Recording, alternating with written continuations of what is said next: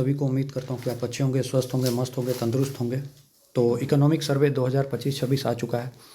आपने उम्मीद करता हूँ कि कहीं ना कहीं देखा हुआ होगा अभी जो आया है। तो मैं कोशिश करूँगा कि इस वीडियो को 15 से 20 मिनट में आपको बिल्कुल याद करवा दूँ जो कि इकोनॉमिक सर्वे है। और मेरा वादा है कि वीडियो के एंड में आपको बहुत कुछ क्लियर हो जाएगा कि क्या इंपॉर्टेंट है क्या नहीं, जो आपके एग्जाम में आने वाले एग्जाम में पूछा जा सकता है। तो ये बिना देर के इकोनॉमिक सर्वे 2025-26 को स्टार्ट करते हैं। तो पहली बात, इकोनॉमिक सर्वे है क्या? तो ये रिपोर्ट कार्ड है गवर्नमेंट का, ठीक है। और इसके एक दिन बाद जो है, 1 से 2 दिन बाद बजट आता है। तो हमारा जो बजट है इस साल का वो 2026 का जो है वो 1 फरवरी को आएगा, मतलब कि कल आएगा। और ये जस्ट बिफोर बजट एक दिन पहले होता है, लेकिन इस बार 2 दिन पहले आया है। इसके अंतर्गत इस बार 15 चैप्टर हैं। पहले क्या होता था कि सर्वे 2 पार्ट्स में आता था, अब सिंगल पार्ट में आता है ताकि बर्डन वगैरह कम हो।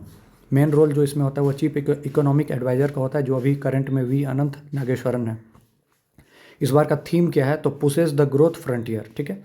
प्रेजेंट किया गया निर्मला सीतारमन के द्वारा। पहली बार जो है इकोनॉमिक सर्वे कब प्रेजेंट किया गया? तो 1950-51 में।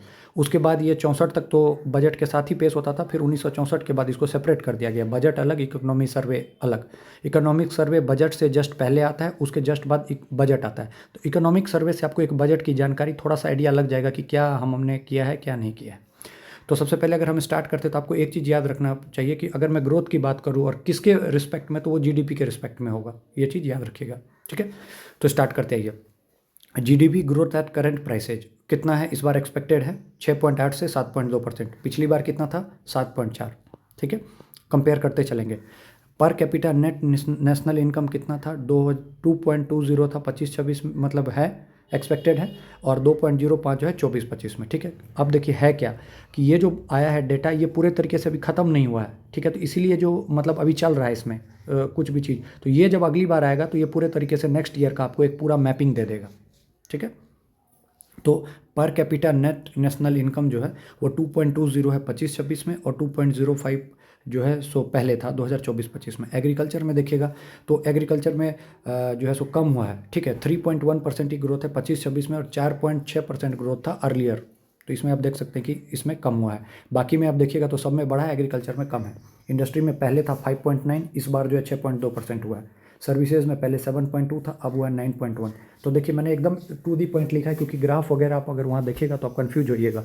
तो अब इसको पढ़ने के बाद अगर आप उसमें जो इकोनॉमिक सर्वे का डाटा पूरा खोलते हैं तो आपको समझ में आ जाएगा।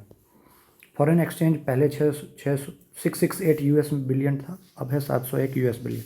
तो आपको एक चीज़ पता चल रहा होगा कि हम लोग जो है एग्रीकल्चर में पीछे हैं, बाकी सब कुछ में हमारा आगे है। अब फिजिकल डिफिसिट कितना परसेंट ऑफ जीडीपी? पहले कितना था? 5.5, और अब जो है वो 4.8। मतलब ये हुआ कि हम लोग का जो उधारी है वो धीरे धीरे करके कम हो रहा है, ठीक है। अब देखिए जीडीपी और जीबीए कहीं भी वर्ड यूज होगा, जीडीपी मतलब क्या है? जिसमें टैक्स वगैरह इंक्लूडेड है, सब्सिडी वगैरह इंक्लूडेड है, जबकि जीबीए में टैक्स एक्सक्लूडेड है। अब क्या बोला गया कि global policy is increasing saved by security and political consideration rather than the efficiency और मल्टीलेटरल रूल्स। ये बोला गया कि पहले के टाइम में क्या था कि जैसे कहीं भी हम लोग दूसरे पर पूरे तरीके से डिपेंडेंट थे। मतलब अगर कहीं भी किसी से हमारे झगड़ा हो गया तो वो कंट्री हमको, अर्लियर हम सिक्योरिटी और पॉलिटिकल कंसिडर नहीं करते थे जिस टाइम हम लोग ट्रेडिंग वगैरह या फिर जो ग्लोबल पॉलिसी, हम लोग जो एक कंट्री या दूसरे कंट्री से जब कुछ भी डील वगैरह होता था तो हम इतना मान के नहीं चलते थे। अब हम लोग सब कुछ मान के चलते हैं कि कल को अगर ऐसा कुछ होता है और उससे हमारा डील बंद हो गया तो हम पर क्या असर पड़ेगा। तो इस चीज़ से हम जो है सो पूरे तरीके से मजबूत बनते जा रहे हैं, ठीक है। Deteriorating primary balance percentage of GDP across the world, मतलब जो कोविड-19 के दौरान जो पहले जो था, जब कोविड-19 आया था तो हमारा कर्ज वगैरह जो बढ़ता जा रहा था, अब वो कम हुआ है, ठीक है। यहाँ पे मैंने हिंदी में भी लिख लिया है।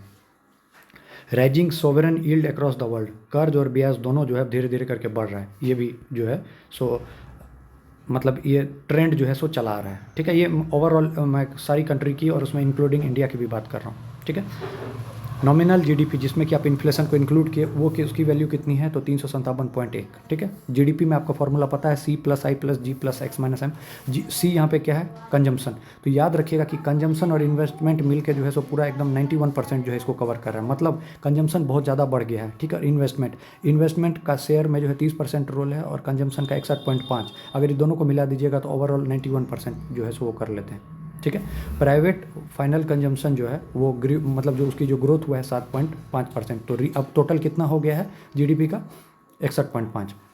तो आपको याद करना है कि C+I, आपको इसमें से कंक्लूड करूँ तो क्या बोलूँगा? C+I मिल के 91% है। कंजम्पशन का बहुत ज़्यादा वैल्यू बढ़ गया, इन्वेस्टमेंट 30%, ठीक है। सर्विस सेक्टर में अब देखिए 12 महीने का अगर हुआ है तो पहले 6 महीने का जो है जीबी 9.3%, और हम लोग का जो एस्टिमेशन है कि इंटायर फिजिकल ईयर में कितना होगा 9.1। वही इंडस्ट्रियल का फर्स्ट 6 मंथ में 8.4%, इंटायर ईयर का जो हम लोगों ने सोच रखा है वो 7.0% ग्रोथ। और किससे कंपेयर करें? जीडीपी से। अब पूछ रहा है कि क्यों और कैसे हमारा जीडीपी जो है जो एक्सपेक्टेड है 7 कैसे पहुंचेगा? तो कैपिटल एक्यूमुलेशन, क्योंकि हम लोग ने जो प्राइवेट इन्वेस्टमेंट है उसको बढ़ा दिया, लॉजिस्टिक माल ढुलाई सब जो पूरे अच्छे तरीके से चल रहा है, तो इसमें एक चीज़। दूसरा लेबर इनपुट, उसमें क्या कहता है ग्रेट फॉर्मुलाइजेशन क्या है, लेबर सबका जो भी कोर्स है उसको इंप्लीमेंट कर दिया, स्किल वगैरह को हम लोग बहुत ज़्यादा बढ़ावा दे रहे हैं, इम्प्लीमेंटबिलिटी जो है वो बढ़ रही है, तो ये सब एक फैक्टर्स हैं। तीसरा टोटल फैक्टर प्रोडक्टिविटी, मतलब एफिशिएंसी गेन किया है, रेगुलेटरी सिंप्लीफिकेशन को बढ़ा दिया है, डिजिटल पब्लिक इंफ्रास्ट्रक्चर पे बहुत ज़्यादा मतलब जो हम लोग ध्यान दे रहे हैं। तो पूछा जाएगा कि जो जीडीपी रीच करने जो जीडीपी हम लोग एक्सपेक्ट किए कि 7 हो जाएगा, उसके लिए क्या क्या? तो ये तीनों है, और ये तीनों हैं क्या? तो ये तीनों बेसिक इकोनॉमिक्स, अगर आपने कभी इकोनॉमिक्स पढ़ा होगा तो वही ये तीनों चीज़ों को बढ़ाएंगे, तो ऐसे ही इकोनॉमिक्स अपने कंट्री का बढ़ेगा। ठीक है।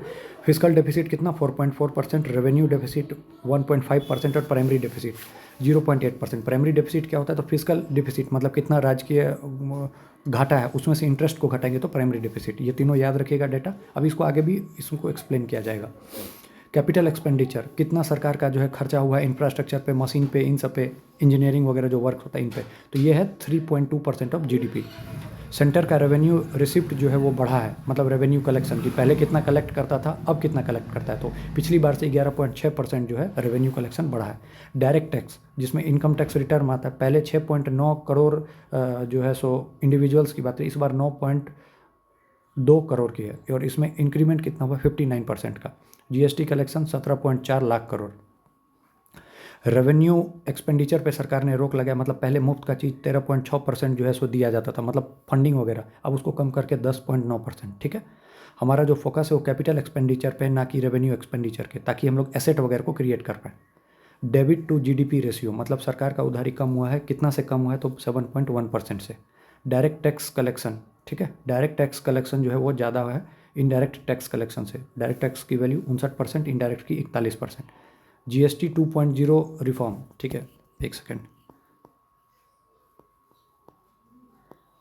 जीएसटी 2.0 जो है वो रिफॉर्म है।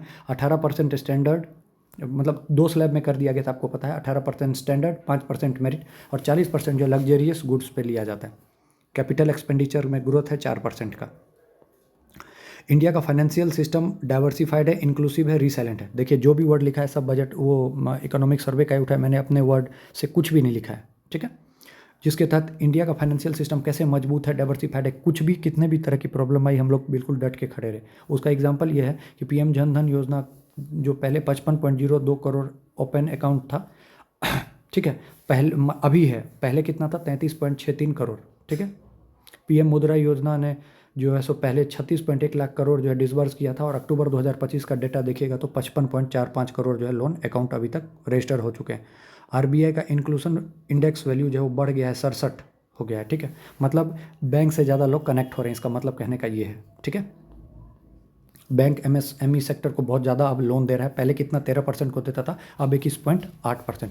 अटल पेंशन योजना के तहत 2016 में जो है सो 24.6 लाख सब्सक्राइबर थे, और अभी देखिए 44.8 हज़ार करोड़ सब्सक्राइबर अटल पेंशन। और नेशनल पेंशन स्कीम में पहले 97.5 थे, अभी अगर देखिएगा 2025 में तो 1398.7 थाउजेंड करोड़।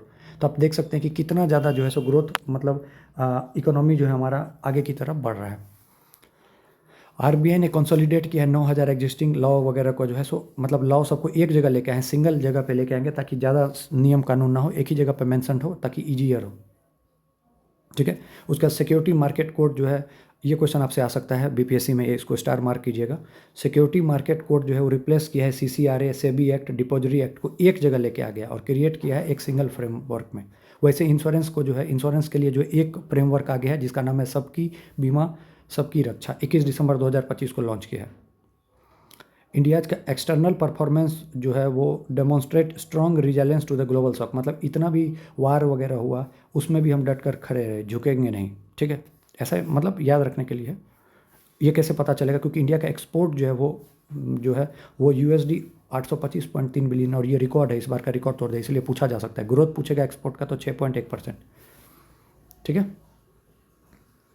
387.6 बिलियन, ठीक है। और ग्रोथ में जो खाली एक्सपोर्ट का, ये ओवरऑल ग्रोथ है, एक्सपोर्ट इंपोर्ट दोनों मिला के 6.1%। अगर खाली एक्सपोर्ट का पूछेगा तो 13.6 से बढ़ा है, ठीक है। India remain the world largest recipient of remittance, मतलब बाहर से जो पैसा आता है उसमें हम 1 नंबर पे रहे हैं। और कितना पैसा है? USD 135.4 billion.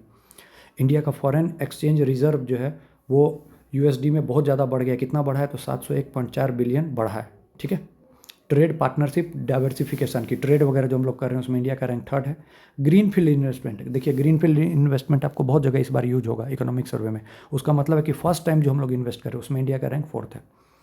Expanding network of free trade agreement, आपने अभी सुना होगा कि इंडिया EU का कितना ज़्यादा मतलब फ्री ट्रेड एग्रीमेंट है, उसको ही मदर ऑफ ऑल ट्रेड कहा गया है। तो इंडिया UK के बीच में हुआ है, इंडिया ओमान, इंडिया EU। ये जो एक चार्ट दे रखा है उसमें से आपका क्वेश्चन पक्का ही फिक्स है। वो चार्ट एक आप सर्च कीजिएगा तो आपको मिलेगा कि ट्रेड के सेपा, ठीक है, सेटा, ये सब आपको वहाँ पे मिल जाएगा। गुड्स में हम लोग इंपोर्ट ज़्यादा करते हैं और सर्विस में हम एक्सपोर्ट ज़्यादा करते हैं, याद रखिएगा, बहुत इंपॉर्टेंट है, कंक्लूजन है ये।